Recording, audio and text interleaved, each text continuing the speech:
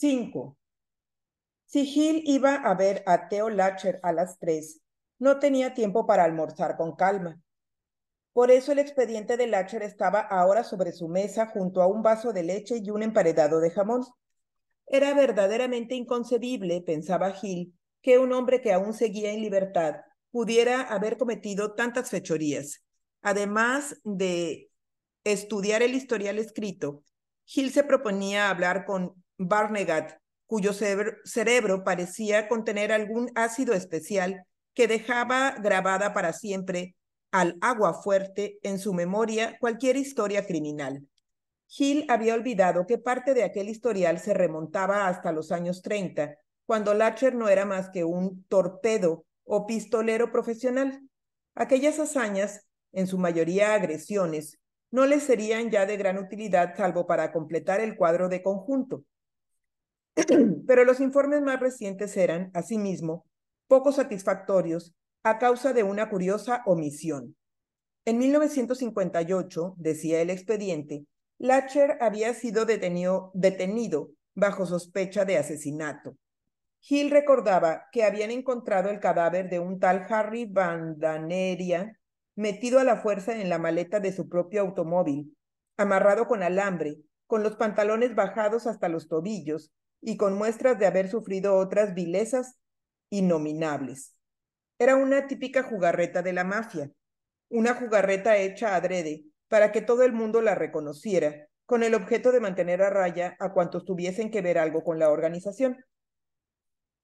El último hombre que había sido visto con Bandaneria fue Theo Lacher, pero según el expediente, Lacher había sido puesto en libertad bajo fianza de $5,000 a los 2 días de su detención. Hill estudió atentamente el expediente, pero no pudo encontrar ninguna resolución definitiva del asunto.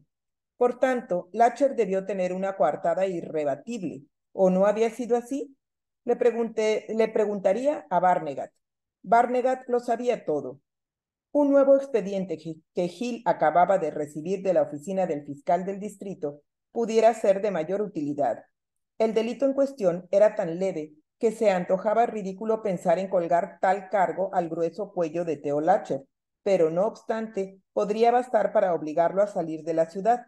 Junto con el material escrito le habían enviado 2 grabaciones en cinta magnetofónica, y después de leer el expediente, Hill puso en marcha el magnetófono y escuchó una de diversas conversaciones telefónicas entre un hombre y una mujer.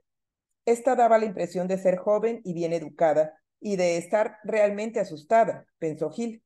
Después de oír un timbre de teléfono, Hill oyó que la joven contestaba a la llamada. Un hombre habló entonces. Mira, nena, no tienes por qué preocuparte, pero tengo miedo, creo que me vigilan. ¿Y eso qué importa? Lo peor que puede ocurrir es que te despidan. Mira, tú recibes un buen cheque todas las semanas, ¿no? Es más de lo que te pagan en la imprenta. Y nosotros disponemos de cientos de empleos mucho mejores donde colocarte si algo sucediera. Nosotros, dice usted, ¿quiénes son ustedes? El hombre rió roncamente y replicó, ¿qué te importa? Tienes que confiar en nosotros. Pero, caramba, quisiera saber para quién trabajo. Tú limítate a traer esas páginas a la hora del almuerzo, como lo has venido haciendo. Yo me encargaré de que vuelvas a tu trabajo en 30 minutos. Está bien, pero quizás sea mejor que nos encontremos en la calle un poco más allá. Muy bien, nena. Nos encontraremos enfrente de la gasolinera que está del lado norte. Por cierto, ¿cómo están los niños? Muy bien, pero le aseguro que esto no me gusta. Lo haces por los niños, ¿no? Deja de preocuparte y no llegues tarde como la última vez. En realidad, solo disponemos de un cuarto de hora para trabajar. Entendido, allí estaré. Hill oyó el corte de la comunicación y paró el aparato. Sonrió enlazando entre sí sus recias manos. El cerebro de Theo Lacher pensaba, es un mecanismo maravilloso. Y el hombre contaba con abogados de los caros. Si eran lo suficientemente inteligentes, podrían incluso dar a un negocio dudoso el aspecto de un beneficio público. Este chanchullo de los números de teléfono, por ejemplo, era muestra perfecta de la forma en que funcionaba la imaginación del criminal moderno. Hill comprendió por qué esta ciudad había sido la elegida en unión de otras varias. estaba creciendo vertiginosamente. Todos los días fijaban su residencia en ella o en sus alrededores unas 300 personas recién llegadas y un elevado porcentaje de ellas solicitaban un teléfono. Sus nombres y direcciones los guardaba la compañía telefónica para ser incluidos en la nueva guía que se publicaba solamente una vez al año. La existencia de esos nuevos clientes tenía un gran interés para las lecherías, almacenes de muebles, lavanderías y tiendas de aparatos domésticos, pero la compañía telefónica se negaba a revelar los nombres de los nuevos suscriptores. La lista diaria de nuevos suscriptores y de traslados se guardaba en una caja fuerte en la imprenta donde había siempre una nueva guía de teléfonos en preparación. Una lavandería o alguna central lechera estaría siempre dispuesta a pagar $30 por una lista con unos 200 nombres, entre los cuales seguramente conseguiría cuando menos 10 nuevos clientes. Hill hizo un cálculo del total, que era en verdad impresionante.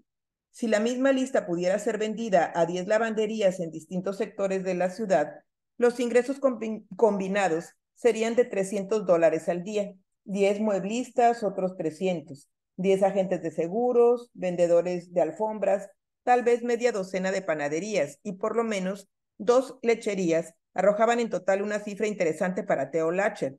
Y si el negocio se hiciera funcionar en 10 ciudades al mismo tiempo, el único problema era conseguir regularmente las listas de los nuevos abonados. Para un hombre de recursos como Lacher, esto no representaba sino una dificultad sin importancia. La proposición inicial fue hecha directamente a una joven viuda, correctora de pruebas en la imprenta. Si a la hora del almuerzo pudiera sacar de la imprenta durante solo media hora las listas en cuestión, se le pagaría espléndidamente. Era una chica lista, pensó Hill, y leal.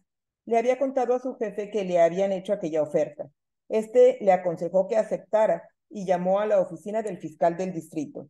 Durante más de un mes, pese a los riesgos que corría en su doble papel, la joven había estado robando las listas ante la atenta mirada de sus patronos. Las sacaba entre las hojas de un periódico cuando salía a almorzar y se las daba a un tal Toby. Este, a toda prisa, las llevaba a un aparato para sacar fotocopias instalado en un apartamento cercano. Toby trabajaba con un margen muy estrecho de tiempo, pero hasta ahora siempre consiguió terminar con las listas antes de que pasase la hora que la joven tenía para almorzar. Si Lacher andaba mezclado en esto, ¿por qué sus abogados se habían descuidado tanto?